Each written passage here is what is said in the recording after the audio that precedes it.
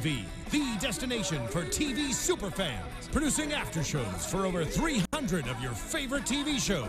Interviewing celebrities and showrunners. And bringing you behind-the-scenes exclusives. All thanks to E! Entertainment's Maria Menounos, producer Kevin Undergaro, and internet leader Akamai. Now, let the buzz begin! Hey there, Sleepy Hollow fans! Welcome back to AFTERBUZZ TV Sleepy Hollow After Show! We're here to talk about the sins of the father! I'm your host, Zach Wilson. Joining me tonight, Jacque Borowski. Holla. You can follow me at @ZachWilson on Twitter, Instagram, all those places. Tweet me throughout the week, throughout the show. Jacque, where can everyone find you? At 123 Jackie_B. All right. Super quick intro. Let's dive into it. Yay! Yeah, as I said, Sins of the Father. Episode 312. We're getting a little deeper into this season. This I think was my favorite episode for this season so far. Yeah? Because I felt like this. It's funny because in the last episode, I just talked about how I was like, there's not much going on. And then this episode was like dropping bombs of stuff going on. That's true. This episode, I've barely had time to process it. Right. I felt like they opened tons of doors to a whole bunch of mysteries that were very interesting to me. So I was super excited by this episode.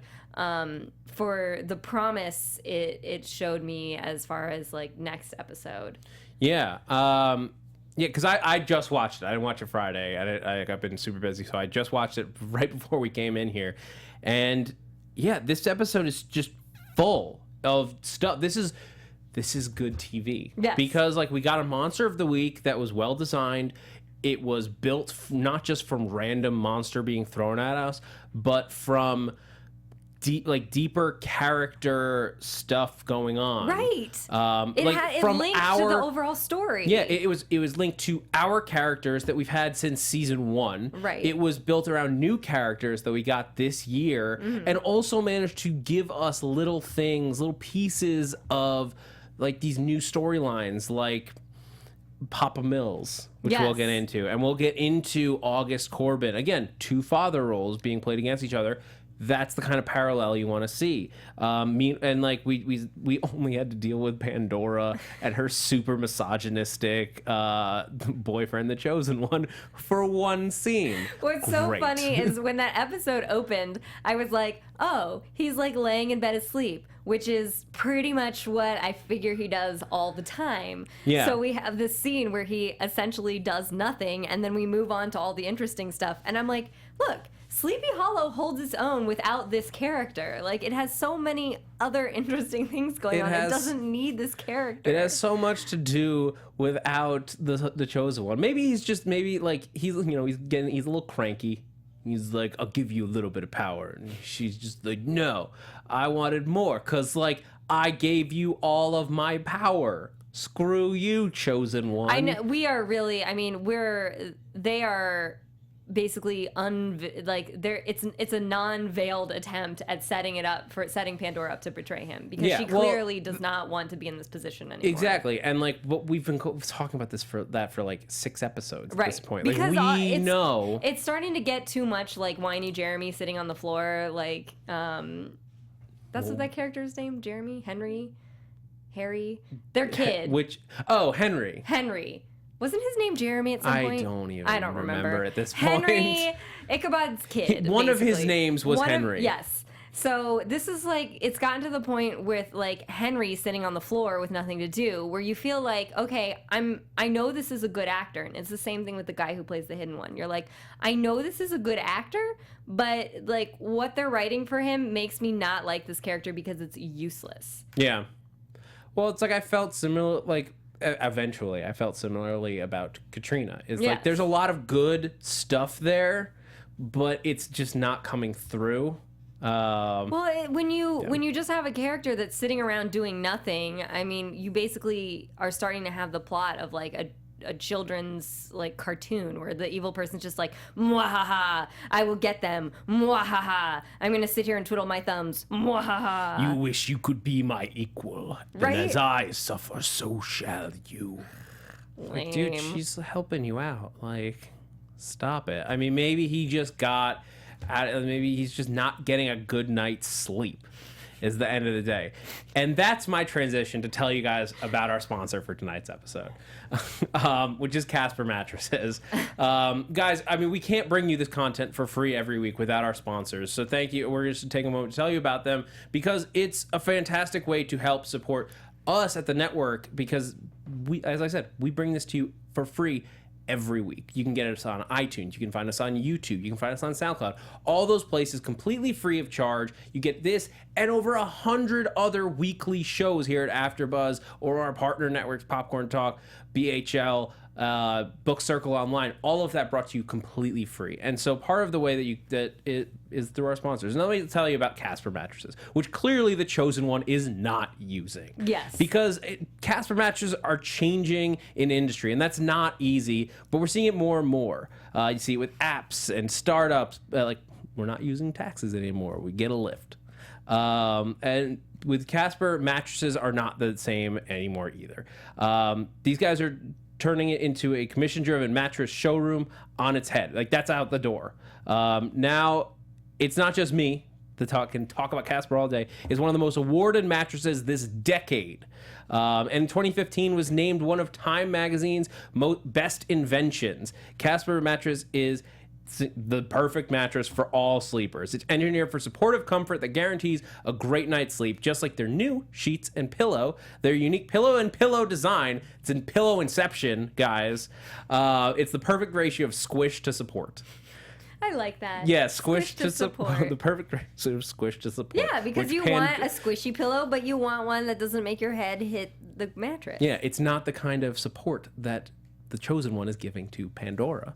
And the best part is Casper Mattresses ships its mattresses free in a surprisingly small box that it just like comes out of because it's built with pieces of memory foam and other pieces of technology. And it like all new mattress stuff. Yeah, and you can try it in your home for 100 days completely free of charge. And then you can return it risk-free. If you don't love it, they will refund you for everything. That's a pretty good deal. Yeah, that's like 3 solid months of trying it out. So for a guaranteed great night's sleep, choose the leader in mattress revolution, Casper. Try it in your own home, and then so the best way to do that, you go to Casper.com and use the code AfterBuzzTV because that'll get you $50 off. $50. That's a good deal. That's a pretty. Right there, all you got to do is go to Casper.com and type in the promo code AfterBuzzTV. It's all over the screen. You can see AfterBuzz everywhere. It's on this little mic cube right there, AfterBuzzTV. You can just go type that at Casper.com and you get $50 off your mattress. Terms and conditions may apply. All right, so let's get back into this episode. The Chosen One's all cranky, which again we didn't have to deal with. Yes. For very long. Yes. I'm so grateful for that. I mean, it would be different again if they had given him some sort of like really interesting thing to do, or we knew he was like plotting something. It's even worse than Henry in a way because Henry at least seemed like to be putting things into place. He just literally seems to be like releasing Monster of the Week because he's like, for those of you who watch Sailor Moon, he's like Queen Beryl. He's like, I'm releasing this bad person to like help my power, and I'm releasing this to help my power. It's like, oh, this is so one-sided. It's so one-dimensional. It doesn't belong on Sleepy Hollow. Yeah, I mean, he's a device at this point. Like, maybe we're building somewhere like that, but I don't know. He did technically unleash this week's monster on us, but that was almost like an excuse to involve him, right? In what otherwise would have just been a cool story, a cool episode, yeah. Yeah, so I choose to almost just ignore the fact that he was that he like because he unleashed it, but then it was like it turned out to be a monster that like Nevin's happened to. Yeah, you know what's funny is I didn't like watching this episode. I'm so like shut off to the Hidden One. I didn't realize until one of the characters, I think it was Abby or Ichabod, who like mentions or maybe it was Nevin's who said, oh, the Hidden One released this, and I was like, oh, he did?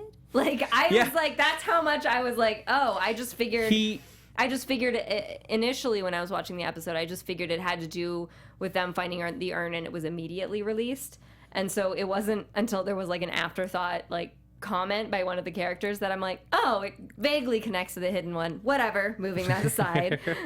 Yeah, I mean, basically he said, I have to unleash these monsters one at a time. And that was supposed to be our cue that he unleashed this one. But it was so vague, like it didn't really, and it didn't need it. Right. But you got to tie that in because that's like our arcing Right. story for this half of the season. So what we got was the return of Atticus Nevins, Which I think that was interesting in the respect that we have had these little inklings drop that maybe Corbin isn't who we think he is, or wasn't because he's dead, even though he's probably at Purgatory Prom having a blast. We get these little inklings that Corbin isn't who we thought he was. And now we had this scene where Nevins was like, oh, he was a total Boy Scout. And it almost made me feel better because I was like, I really liked Corbin and I don't want him to be evil.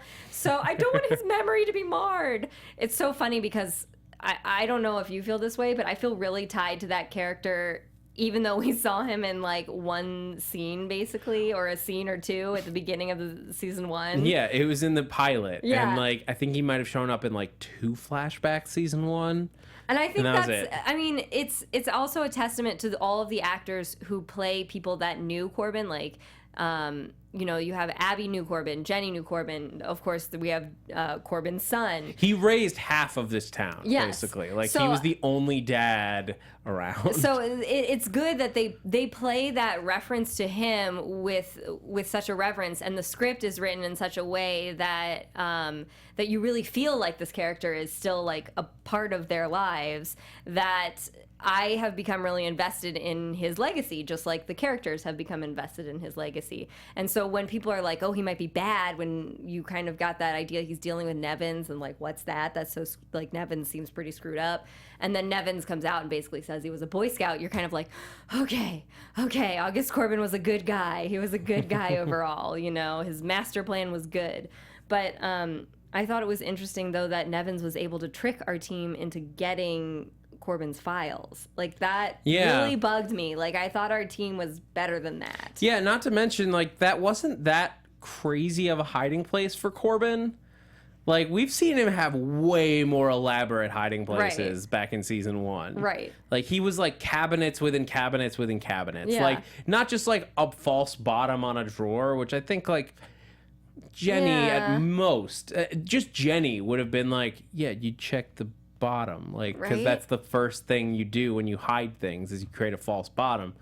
But like he would have like wood panels that didn't even look like there was a panel, and then it popped out and there was stuff there. So yeah, this or really, secret cabins. Right. This really did. Yeah, secret cabins. That was awesome. I missed the secret cabin, even though I do want to devote an entire like minute to talking about how fabulous like Abby's house is. And we had a fan tweet at me that said, how is Abby able to afford this like ginormous house and the FBI salary? And I was like, it's because everybody in Sleepy Hollow is dying, so the mortality rate is so high. They're just empty, beautiful houses. Yeah, the property values are going way down. Exactly. When there are that many murders. Yeah. Yeah, you can have a great house with a big backyard with a big barn that you can draw symbols in. Duh. Especially, like, let's be clear, unsolved murders. Yes. Like, most of these things do not get wrapped up. Yes, we caught the killer. He's in jail or dead. No, it's, well, there's He disappeared. the serial killings have stopped. So, moving on. Right?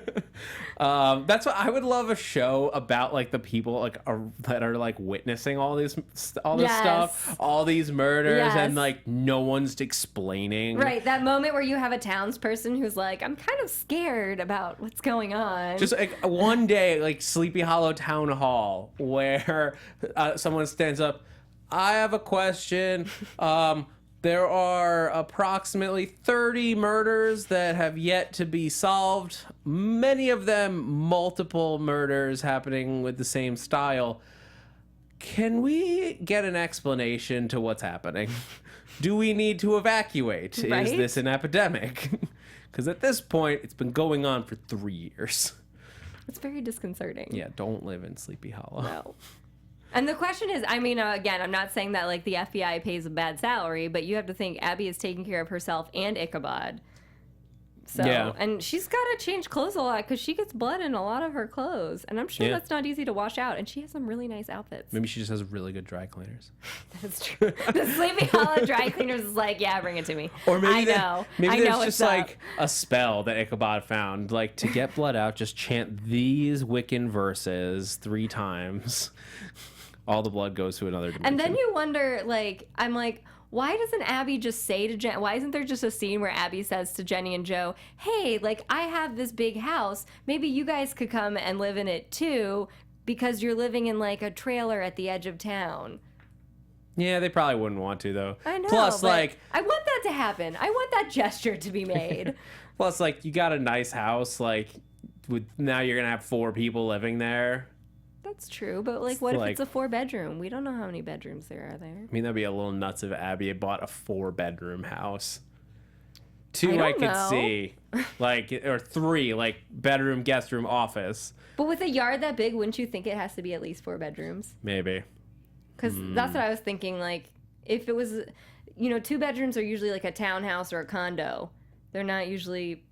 I don't know. Maybe it's different in New York. Yeah.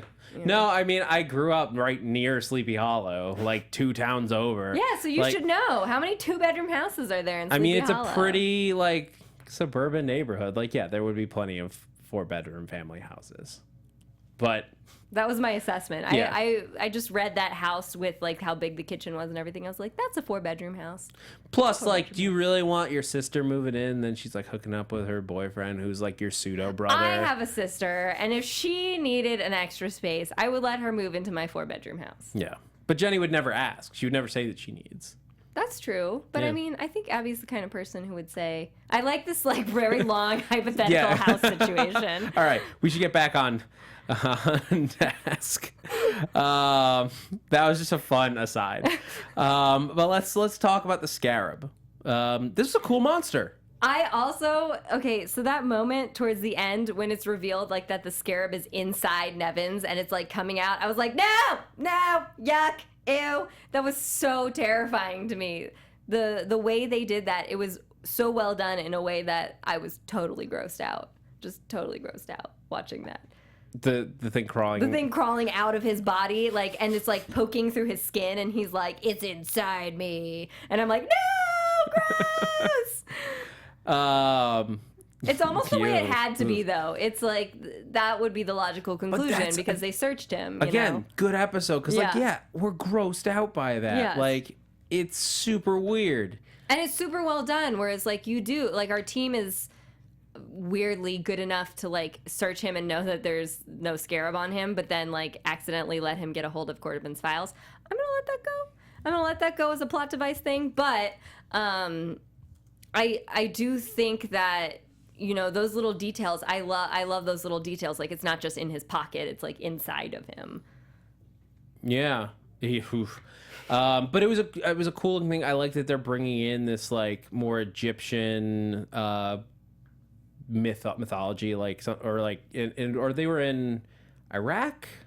They were. It was the Gulf War. Yes. I mean, Scarab, I guess, just like to me is just Egyptian in nature, but I guess it crosses over into other cultures. I feel like there are quite a few people who think that the Hidden One is the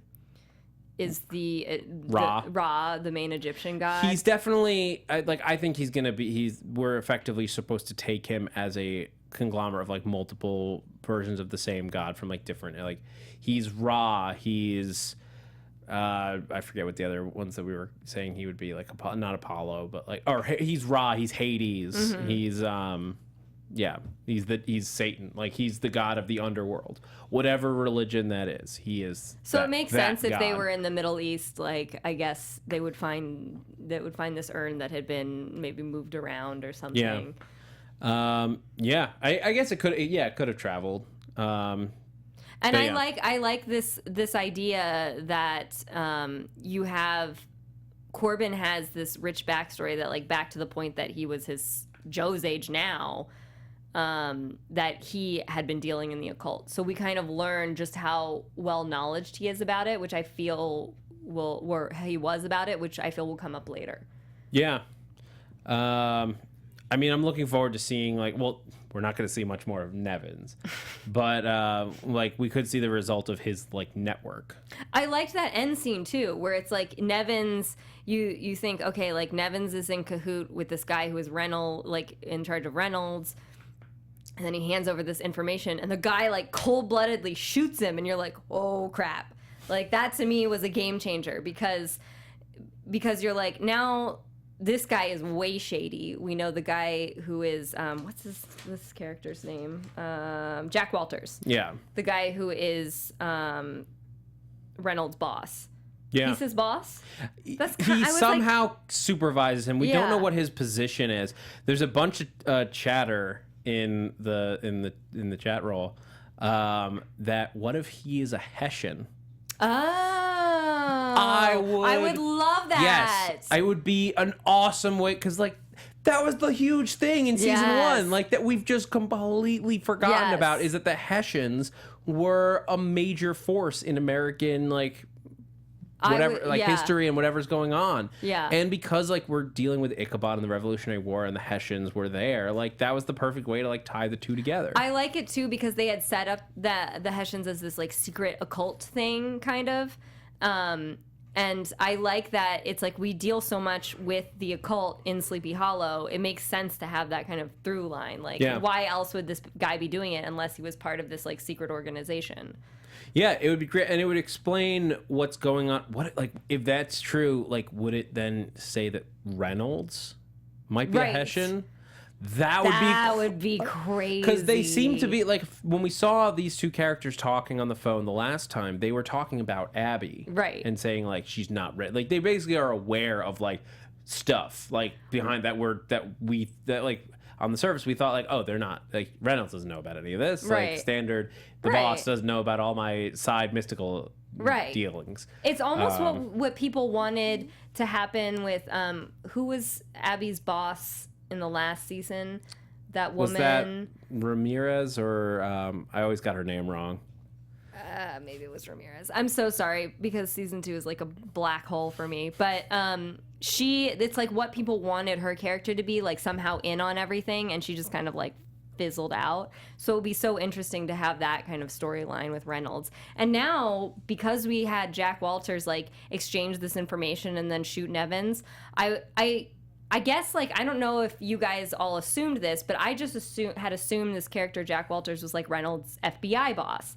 But maybe he's not even his boss at all. He's just some, like, occult guy that he reports to for a completely different purpose that has nothing to do with the FBI. Yeah, it was Reyes, by the way.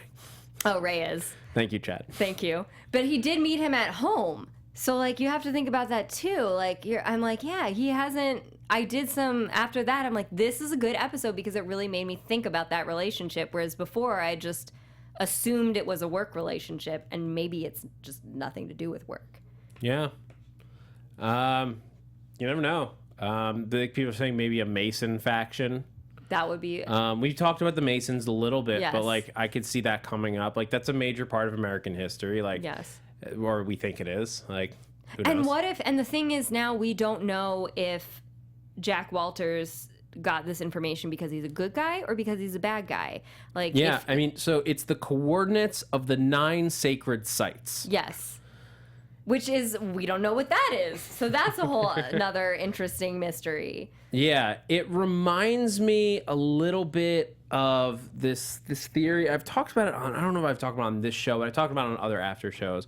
This like theory that people have about the real world, like take it as what you will. It's just an idea that there are a certain number of psychic power centers around the globe. One of them is in New Orleans. There's one in like this random town in South Carolina. So they're like Hellmouth. Basically, but more or less, yes. Without the crazy evil, right? More but of with just like mystical energy. More of just like there's powerful psychic energy in these spots around the globe. For some reason, it's more than other places. And I like that idea. And I like that that idea. could be the 9 sacred sites. Like Sleepy Hollow obviously is one. Right. But what are the other areas that are dealing with this type of, like, and that would are be there fascinating 9 because then we could have our team like travel to different places. Like I would love to see our team in like New Orleans, and maybe Ichabod had been to like there at some point, or you know, some other part. Like I guess I did like when they had that brief travel to DC for the Bones crossover. So I would like them. What episode? I don't know what you're. You blacked out the Bones crossover. There was a crossover? No. I would like to see them travel to different places, and maybe Ichabod had been to some other places as well, and can reminisce about that. Well, like I'm trying to think like what other things there are 9 of. Like there's the 9 realms. I'm thinking about Thor. Oh. But like that's Norse mythology. It's not like we've ignored Norse mythology in this. Mm-hmm. I don't know what other things there are 9 But of. even if it's just something they made up for Sleepy Hollow, it piqued my interest. Like these relationships, again, a relationship with Abby and Jenny and their dad, because we know there has to be more going on there. You don't just put a character in here as the dad character to be like, well, I'm reconciling with you kids, have a great time, bye. Yeah. We know that's not going to happen. Yeah, and I have more on that. But like, before I forget this idea, like, what if there are 9 sacred sites and like Sleepy Hollow is one, and we have this team of witnesses like protecting it? What if like we do? It's like a last season of Buffy type thing where there's like 9 Slayers all over teams of witnesses like around the globe. That would be cool too. And we would just like get that. these like weird pair ups. Like who the. Or and you have people that are like Ichabod resurrected from a different time period. So maybe you have like some like a samurai warrior that was resurrected, or like you know, you could have all these cool possibilities for these like teams, like supernatural teams. Oh my! And they like the rule is one of them has to be like time displaced. Yes, I love that. I mean, that's a totally different direction for the show, but it's so cheesy. I would love it. I would love that. Yeah. So let's talk about Papa Mills a little bit, because as you mentioned, like, this character's not just around to be around. Right. I mean, you would never waste your time to hire an actor and like write the script and put him in there and everything if you didn't intend more for that character. So whether or not like we're gonna find out that he has a supernatural background, or even if he doesn't, I would even be pleasantly surprised if like, because he's trying to build a relationship with his daughters, he tries to like edge his way into the team. Like, I would be happy with that as well. But we know there's going to be something more going on. And to be honest, like, I think, to me, this is a very realistic storyline, because I do have friends that it's like I have a close friend who was like estranged with her dad for years, and then as an adult, struck up a relationship with him. And it's like sometimes, you know, when you're an adult, you look back in your life and you're like, I really messed up. Like, I did these things like in my life and I can't take them back, and I wish I could, and I wish I could like mend these relationships or fix this thing in my past that I did wrong. Mm-hmm. And the best you can hope to do is like fix it from that point forward. Yeah. And so I saw that as a very like realistic thing to happen, where I like that this exact thing happened to a friend of mine, where like her dad was like, I want to be a part of your life, and reached out to her, and she did what the Mills daughters are doing, which is like opened her heart and said, yes, okay, I do want to build this relationship with you and get to know you and have you get to know me. And so that, to me, I love Sleepy Hollow because it has these very bizarre elements where you're like, okay, this is totally unrealistic and awesome. But then it has the, you know, like, we have Abby with these like crazy flashbacks happening, and we know there's some kind of like symbol, which is the total supernatural element. But then we have the total humanistic element, the element where Abby and her sister are like at odds about should they build this relationship with this person, and this person, you know, admits like, I couldn't deal with your mother's illness, and I I was drinking and I was a very not good person at the time, and now I want to like reconcile that. Yeah, I think basically at the end of the day, like you're right, he is not just there to be there. I also think there's something with him being in the military. Yes, because we've shown that like with Corbin and Nevin's, they had these interactions with like the supernatural, and then just to think, I love this thing that it's like Ichabod was part of the Revolutionary War, and then we have a contemporary war going on that we've kind of like attached our characters to, and we've had military characters. So I agree with you. I think that there's something in it that he was in the military. Well, just in this episode, like we had that whole Gulf War plot line, and then like this guy, like I think the timeline is even that he would have been in the Gulf War. Probably, because yes. they were little kids, and that was about 25 years ago. If Abby, like, I'm in my mid-30s, okay? So if Abby is about my age, which is what I'm assuming for like an FBI agent, my dad was in the Gulf War at around the same time that her dad would have been in the Gulf War. So like to me, that timeline completely made sense. Yeah, I mean, he could have easily been overseas. Like he did 3 tours. He was there for a long time. Like I totally like. I like the way they handled this character, because the idea that like he left not like because of like I just couldn't handle it anymore. Like no, he left because like his wife was having some major mental problems, and like yes, that's not what he should have done. Right. But I could totally understand the perspective of thinking that that he was causing the problem and he needed to just step away to help her. It's not right. It's a very human response. I mean, I could even also see the very human response of like this person, because we know she had like mystical abilities, but to any outsider, it just looks like a person going crazy. And it's like, if all you see is a person being very difficult to deal with, like I could see him stepping away and being like, okay, I do want to do this thing where I go into the military to maybe provide for my daughters, but not have to be there with my wife because I'm not equipped to handle this. You know, I think that's, whether you're right, it's not right, but it's human. It's a very human response. Yeah.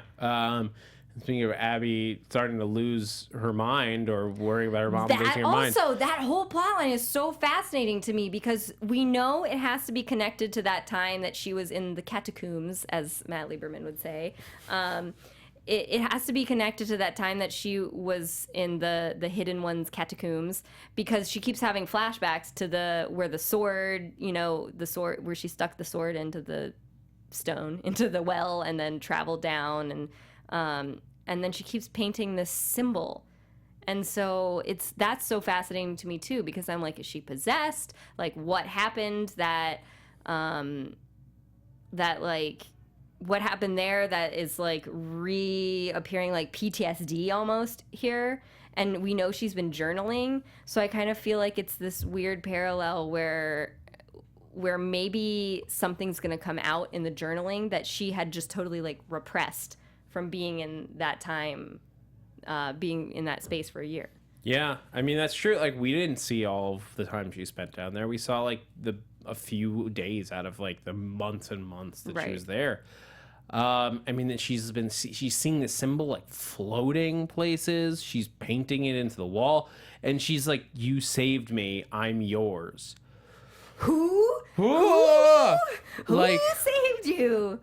I mean, didn't Ichabod? Like, yeah.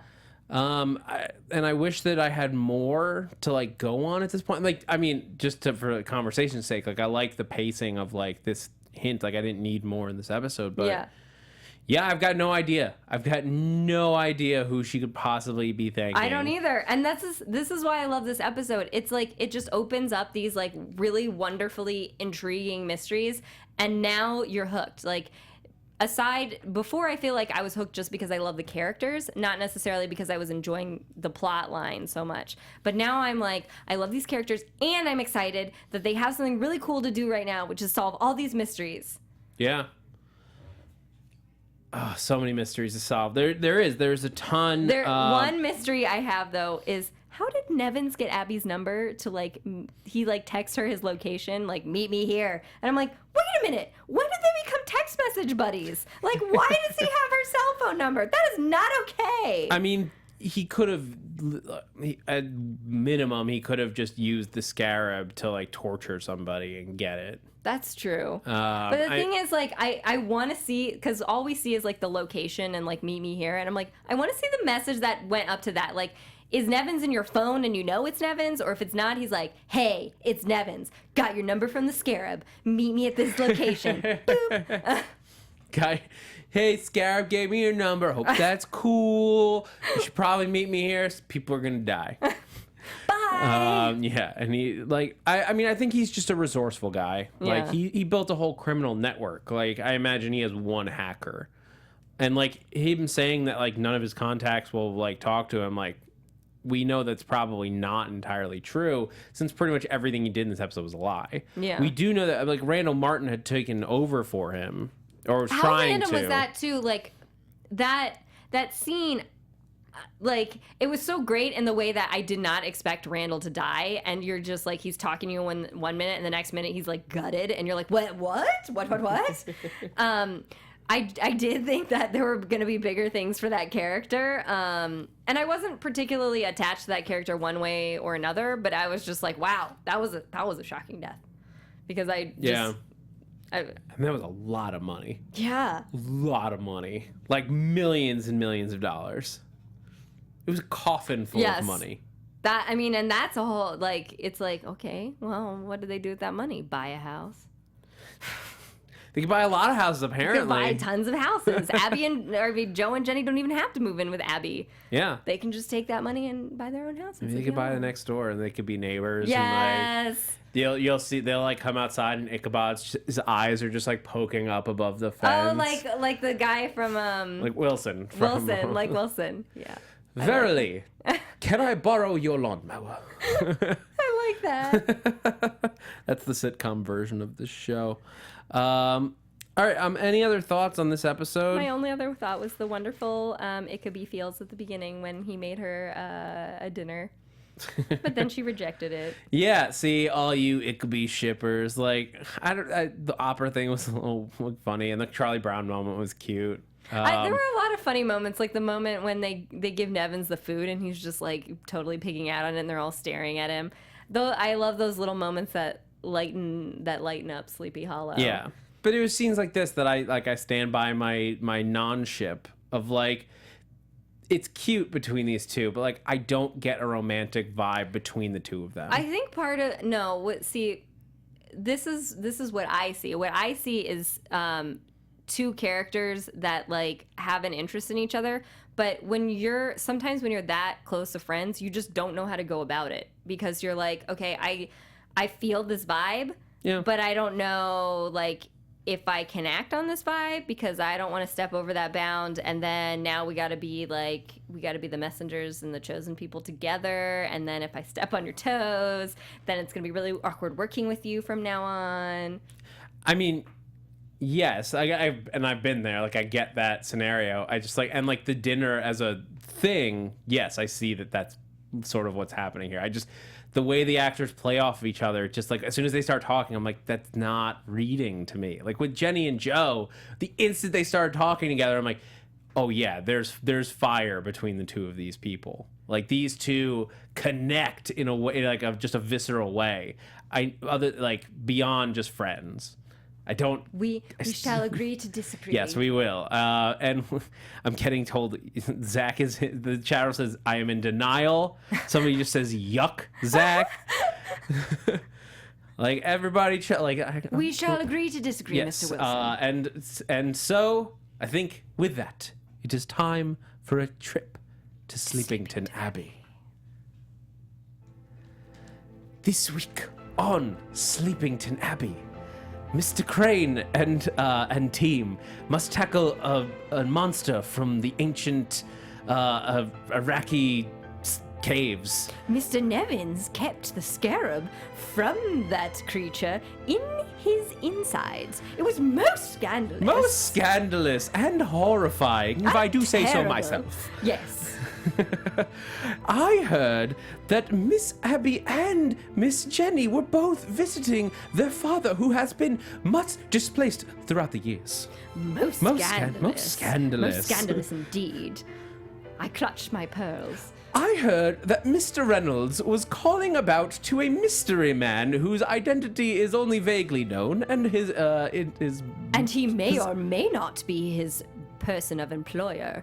or may just be a secret lover, for all that we know about his story. Most scandalous. Most scandalous indeed. I would love for him to be a secret lover, actually. That would be awesome. It's like Reynolds is like, just kidding, Abby. I'm not interested in you at all. This is my secret lover, Jacque Walters. That would be a twist. Twist! All right, with that, I think it's time for predictions. Yes. I went Australian there for a second. All right, matey, it's time for predictions. That Time was a to go down to terrible Australian accent. Time to go down to Sleepington Abbey. That was actually a very good Australian accent. You can do a little bit of compared Australian, to mine. especially compared to our British. Let's be honest here.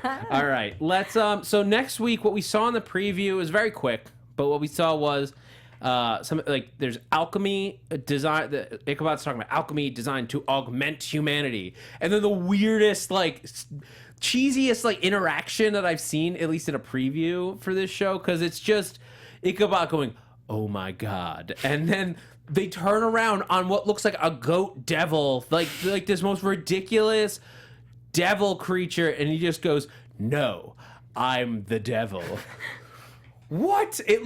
It looked like a creature straight out of Buffy.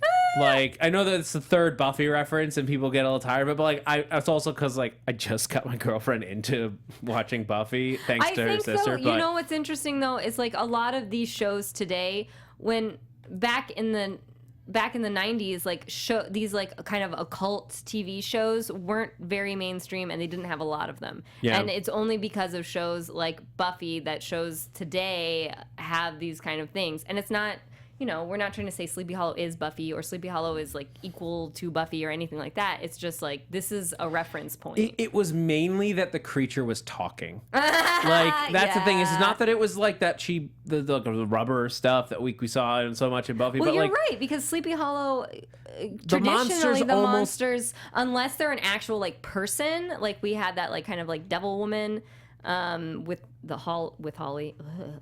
But, typically, you're right. The monsters on Sleepy Hollow, the succubus, typically they don't talk. And if they do talk, it's kind of like this garbled, it's one of those where you have to listen. You're like, what did you say? You're right. Which is what's great about the Sleepy Hollow, because it makes it feel scarier. Yeah, because if this creature had talked, it wouldn't have been so scary. It was that he was just this blind monster who was sending blood flying everywhere. And then had a convenient way to stop him when you shoot him. I didn't see the preview. How did he talk though? Was it a scary talk voice, or was "Hey, I'm Satan"? I only watched it once. It wasn't like that, but it wasn't deep and creepy, mysterious. It was just because even that girl who was pretending to be Abby in that episode we had, where he thinks that that woman is Abby, the ghost woman that's trapped. She had a voice, but it was kind of like a scary voice, like an ethereal kind of voice. Yeah.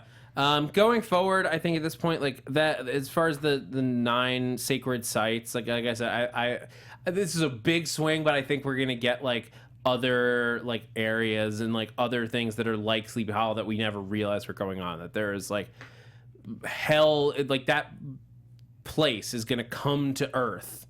Via these 9 places, and I know we're thinking that this Jacque Walters guy is evil. I feel like we're gonna be on his side by the end of the season. I feel like we're gonna start to figure out exactly what's going on with Reynolds and Jacque Walters and how much they know or don't know about the supernatural. Yeah, it'll be interesting to see. All right, guys. I think that's going to do it for Sleepy Hollow here at AfterBuzz TV. Thanks for checking us out instead of the Oscars. Yeah. Thank you to all of you who joined us live. That's great. I'm going to do some quick shouts to the people I can see. Thank you, Boo. Thank you, Ren Einsburn, Fantasy Stats Guru, DJ Nat, Eric Golan, Cadet Pink, Brilliant, Fantastic, Geronimo, Sherry, Paul, Tina Terrell, Stephanie Place, Portia Reynolds, Matt Milner, all you guys. Samantha Boss, thank you so much for joining us. If I missed you guys in the chat room, it's just because there's so many of you and you're so fantastic.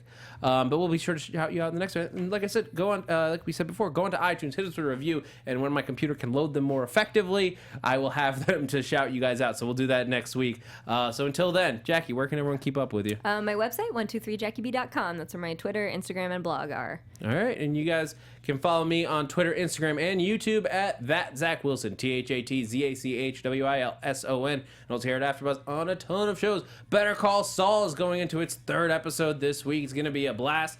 We've got Agent Carter finale this week, and we just earlier tonight did a special Daredevil trailer breakdown in anticipation for season 2. It was a blast. So guys, there's a lot of places you can find us here. Tons of shows. Guys, I'm Zach Wilson, and thanks for geeking out with us. From executive producers Maria Menounos, Kevin Undergaro, Phil Svitek, and the entire AfterBuzz TV staff, we would like to thank you for listening to the AfterBuzz TV network. To watch or listen to other after shows and post comments or questions, be sure to visit AfterBuzzTV.com. I'm Sir Richard Wentworth, and this has been a presentation of AfterBuzz TV. Good night, sleepyheads. The views expressed herein are those of the hosts only and do not necessarily reflect the views of AfterBuzz TV or its owners or principals.